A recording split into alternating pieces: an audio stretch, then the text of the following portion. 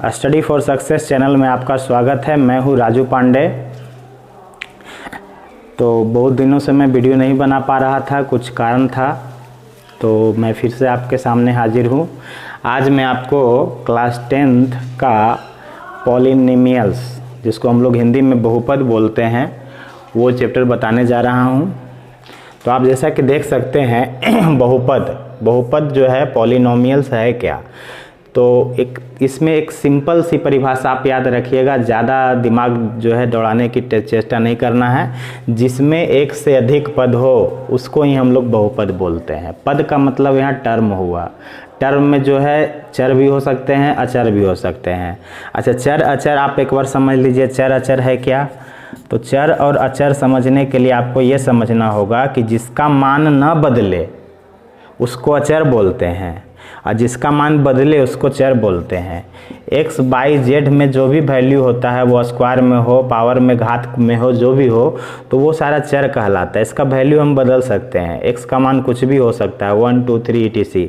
जबकि जो डिजिट होते हैं, अंक होते हैं, 2 है, 3 है, 4 है, वो माइनस में हो चाहे प्लस में हो, इसको हम अचर बोलते हैं।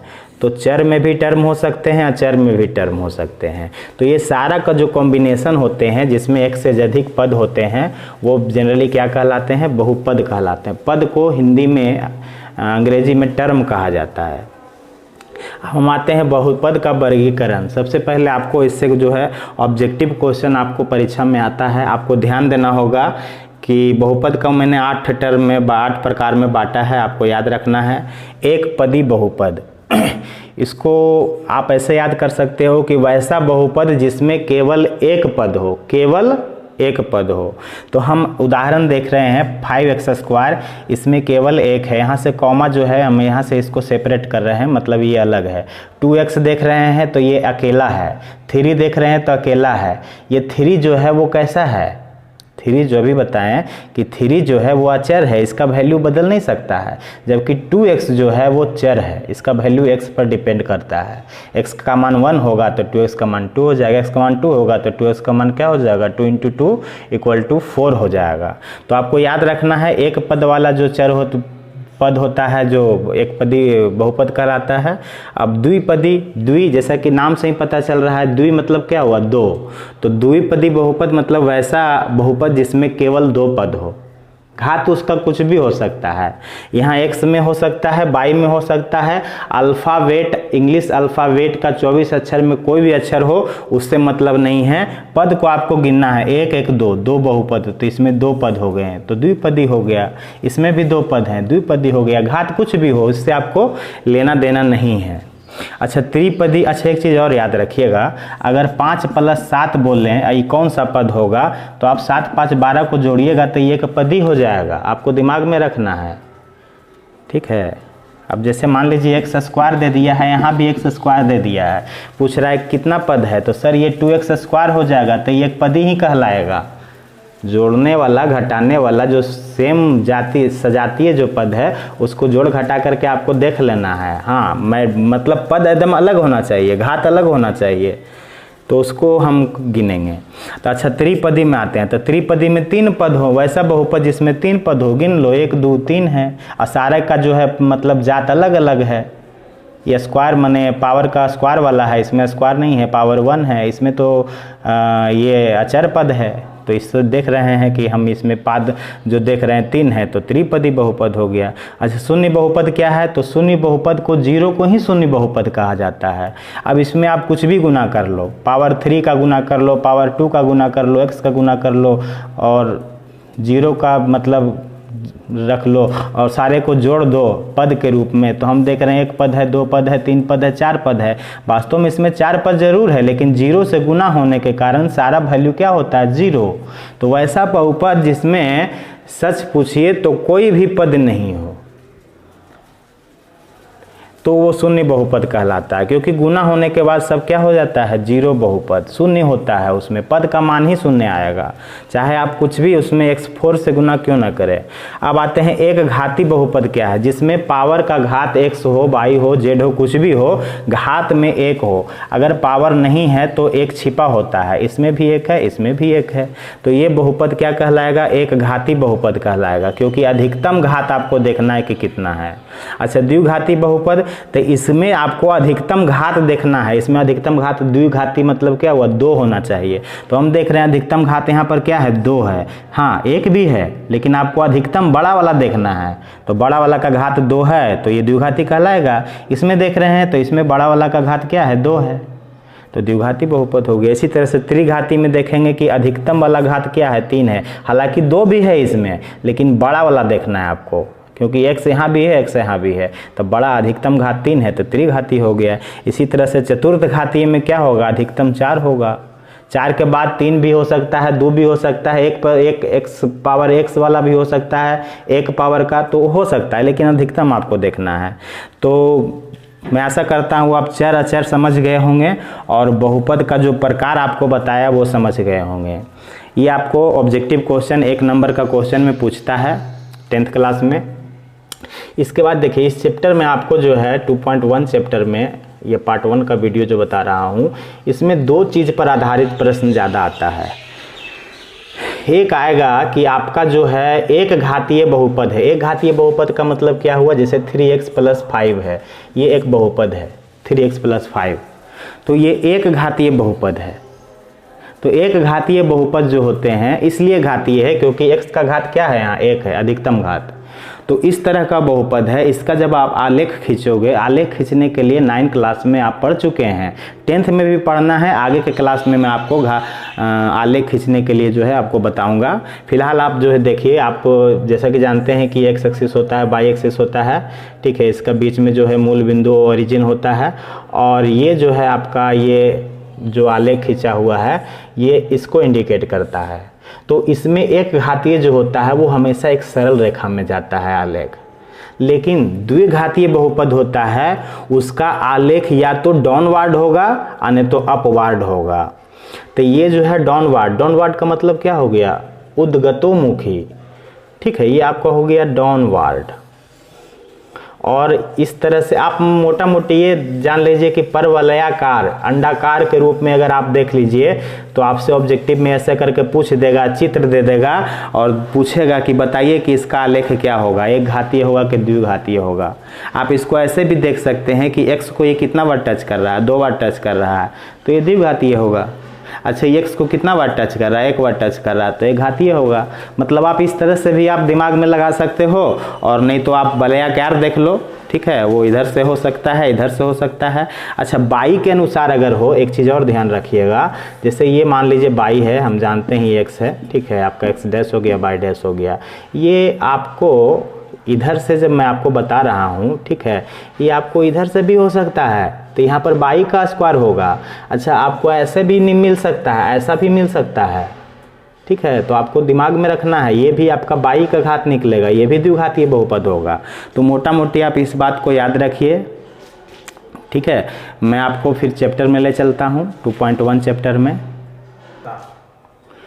अब देखते हैं, क्वेश्चन लेते हैं। 2.1 चैप्टर है स्टूडेंट फ्रेंड्स बिहार बोर्ड का। इसमें पहला प्रश्न है कि बताना है कि एक घातीय है या द्विघातीय है, या न तो एक घातीय है न द्विघातीय है। इसका मतलब त्रिघातीय हो सकता है या और कुछ हो सकता है, चतुर्थ घातीय हो सकता है।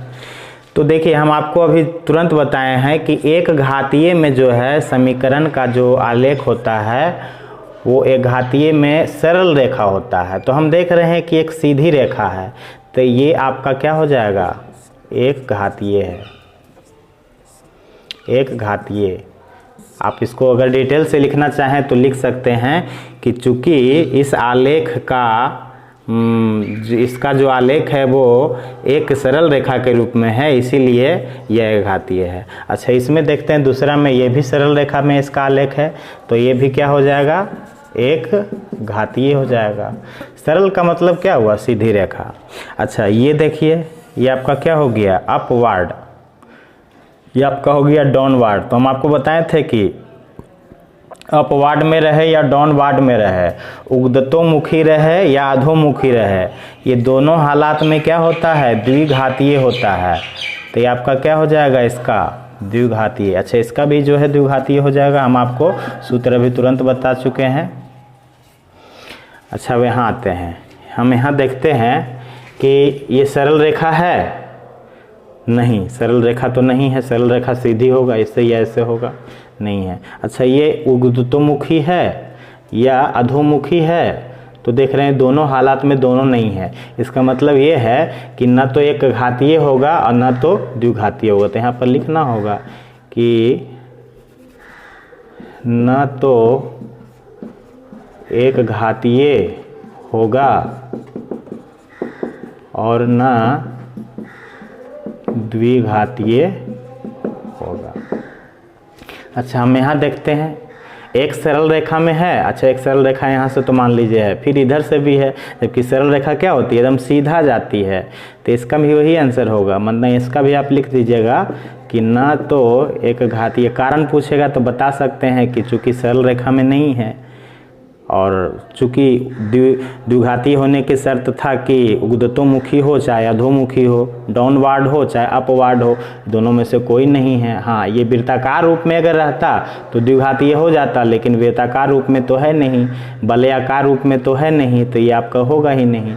तो ना तो इसमें क्या लिख दीजिएगा, एक घातीय और ना द्विघातीय। इसमें भी देख रहे हैं तो इसमें भी वो दोनों शर्त पूरा नहीं कर रहा है, इसमें भी देख रहे हैं। तो अगर इधर से हम उगदतोमुखी मान भी लेते हैं, माने डाउनवर्ड या अपवर्ड, तो डाउनवर्ड भी अपवर्ड भी है, तो इसलिए जो है एक से ज़्यादा है, जबकि एक होना चाहिए, इस तरह से होना चाहिए था, इस तरह से होना चाहिए था। तो हम इसको भी क्या लिख देंगे कि ना तो ये क्या है, ना तो एक घातीय है और ना द्विघातीय है। अच्छा, इसमें हम देखते हैं इसमें क्या है, तो इसमें भी देख रहे हैं कि ना तो एक सरल रेखा में है ना तो उस तरह से है, द्विघातीय भी नहीं होगा, ना तो एक घातीय होगा। यहाँ भी लिख देना पड़ेगा कि ना तो एक घातीय है और ना द्विघातीय है। तो आपको मैंने फर्स्ट क्वेश्चन बता चुका हूँ, ठीक है, आगे देखते हैं। अच्छा, अब क्वेश्चन नंबर नेक्स्ट में आते हैं 2 में, ठीक है। तो 2 क्वेश्चन में कह रहा है कि प्रत्येक बहुपद के आलेख में शून्यांकों की संख्या ज्ञात करें। आप याद रखते, आप पहले बना चुके हैं, जैसे x + 22 है, एक बहुपद है, तो इसका घात हम देख रहे हैं क्या है, 1 है। तो इसका जब शून्यांक निकालेंगे तो ये +5 इधर आके क्या हो जाएगा, -5 हो जाएगा। तो अगर एक घातीय बहुपद है तो इसमें शून्यांकों की संख्या कितना होगी, 1 होगी।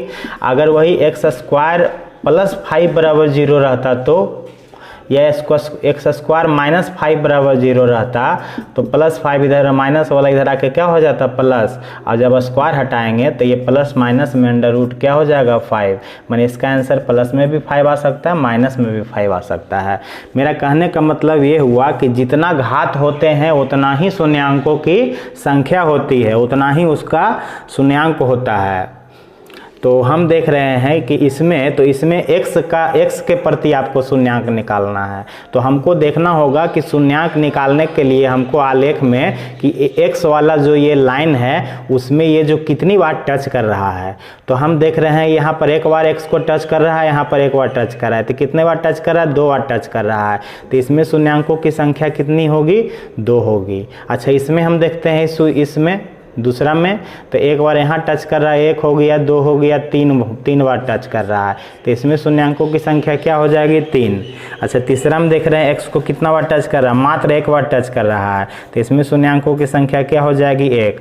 अच्छा, इसमें कितना बार टच कर रहा है, देखिए एकदम x को टच करके ऊपर चला गया, तो सिर्फ एक ही बार ना टच हुआ, तो यहाँ भी शून्यांकों की संख्या क्या हो जाएगी, 1 हो जाएगी।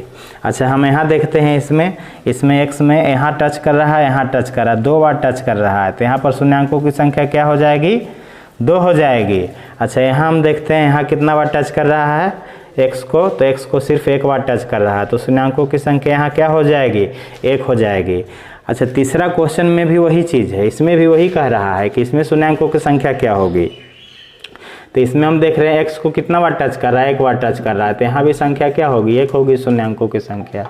अच्छा, इसका दूसरा हम देखते हैं x को कितना बार टच कर रहा है, 1 बार यहाँ, 1 बार यहाँ। ये जो लाइन है इसको 2 बार टच कर रहा है, इसलिए शून्य अंकों की संख्या यहाँ क्या होगी, 2 हो जाएगी। अच्छा, इस क्वेश्चन में हम देखते हैं कि x को यहाँ 1 बार टच कर रहा है, 2 बार टच कर रहा है, 3 बार टच कर रहा है, 4 बार टच कर रहा है, तो इसमें शून्याङ्कों की संख्या क्या होगी, 4 होगी। अच्छा, यहाँ x को टच ही नहीं कर रहा है, y को टच कर रहा है, x को नहीं टच कर रहा है, तो यहाँ पर शून्याङ्कों की संख्या कुछ भी नहीं होगी, 0 होगी।